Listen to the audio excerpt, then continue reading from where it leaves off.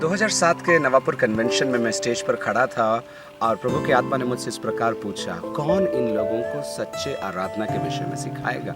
मैंने बोला, प्रभु ये मुझसे संभव नहीं है, ये बहुत बड़ा कार्य है। वहीं पर प्रभु की आत्मा ने मुझसे बोला कि 10 दिन के लिए इनको नवापुर में लेकर आओ और इन्हें आराधना और प्रार्थना के विषय में सिखाओ।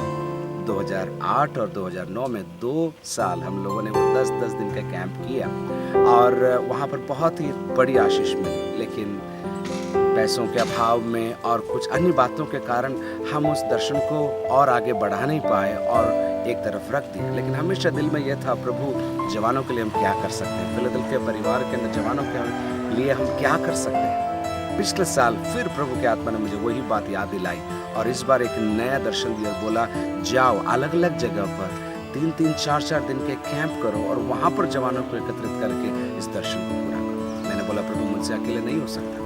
फिर भी मैंने कागज में लिखा, प्रार्थना किया और प्रभु के हाथ में समर्पित कर दिया इस कार्य को। अक्टूबर-नवंबर महीने में प्रभु के आत्मा ने और दर्शन को आगे बढ़ाया और उसके बाद परमेश्वर ने लोगों को दिया कैसे करना है। आज मैं प्रभु को धन्यवाद देता हूँ कि विभिन्न जगहों पर एक्चुअली 10 लोकेशन में ये कैंप इस साल चल रहा है। परमेश्वर का धन्यवाद हो, हर जगह मैं पहुँच नहीं पा रहा हूँ, लेकिन हमारे वचन के बोलने वाले, आराधना करवाने वाले, आराधना सिखाने वाले, बजाने वाले, मेहनत करने वाले, मीडिया, सारी टीम्स जगह जगह पर प्रभु पहुंचा रहा है और ये दर्शन पूरा हो पा रहा है। सारी महिमा हम प्रभु को धन्यवाद के रूप में चढ़ाते हैं। सुबह के 7 बज रहे हैं, जवान लोग बाइबल पढ़ रहे हैं, प्रार्थना कर रहे हैं, डिस्कस कर रहे हैं। कुछ देर के बाद नाश्ता होगा, उसके बाद आराधना, उसके बाद सेशंस, उसके बाद दिन भर की एक्टिविटीज़ और फिर आराधना अंत में।